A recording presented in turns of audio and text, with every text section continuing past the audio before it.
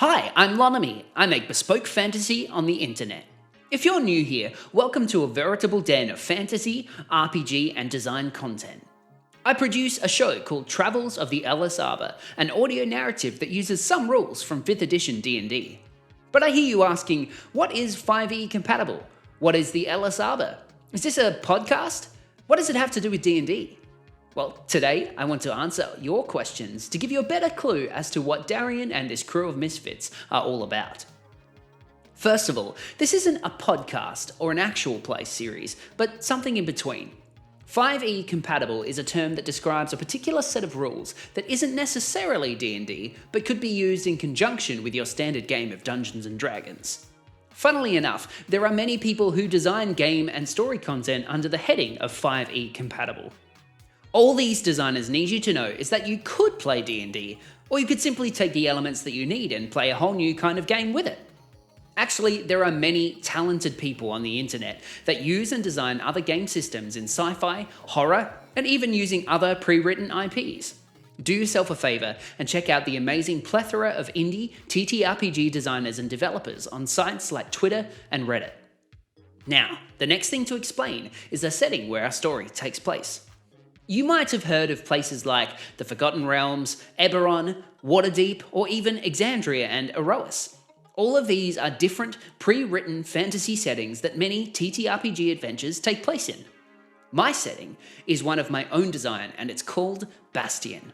Thematically, it's very dark fantasy inspired and takes elements from modern video games like Final Fantasy and Dark Souls, layering them over the top of a magic-heavy, cultural-rich world of spells, dragons, and more.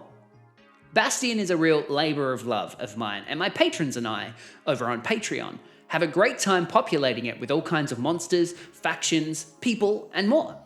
Of the 6 continents of Bastion, Ellis Arbor takes place on one called Farreach.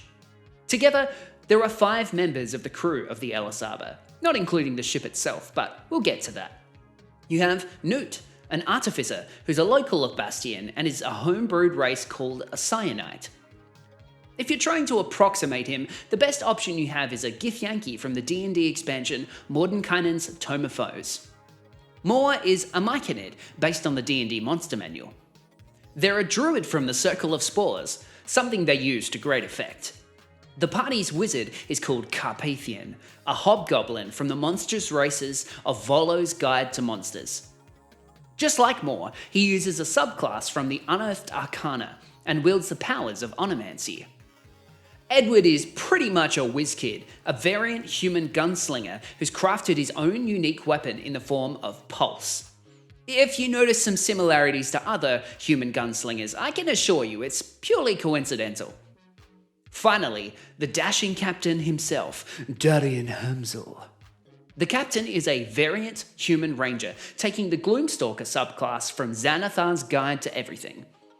He has a pretty cool hammer and a gun that shoots silver bullets. You'll have to tune in to learn how he got them.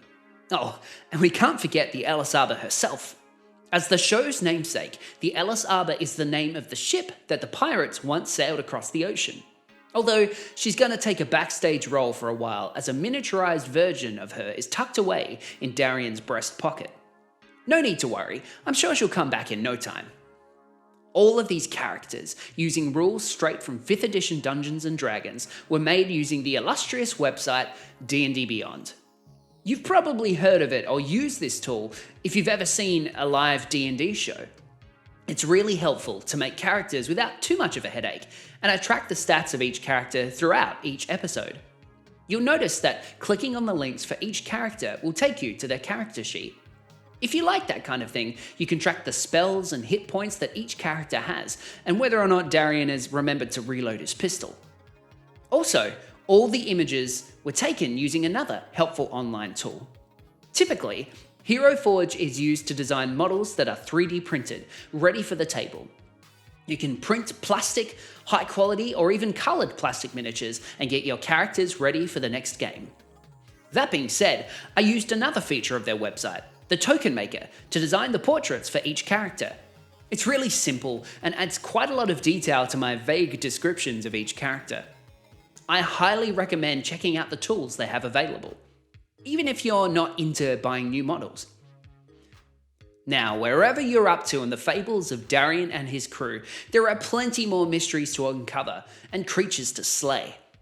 I hope this has helped give you a little insight into what this show is and how it came about. I'm always looking for feedback, so if you have any ideas for how to improve the quality of the storytelling, the characters, or the graphics, I'd love to hear from you.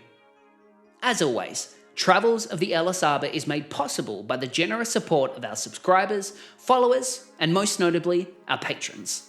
Thanks to Rob Jenkin, Nathan Ebley, and Ensign Turtle for supporting us so far on this journey. It really helps me out if you could subscribe, comment, or leave a like on a video. If you're able to, I'd love it if you could join me on this journey over on Patreon. If you like fantasy and world building, I'm sure there's plenty that my community and I can offer. As always, don't forget, take care of each other.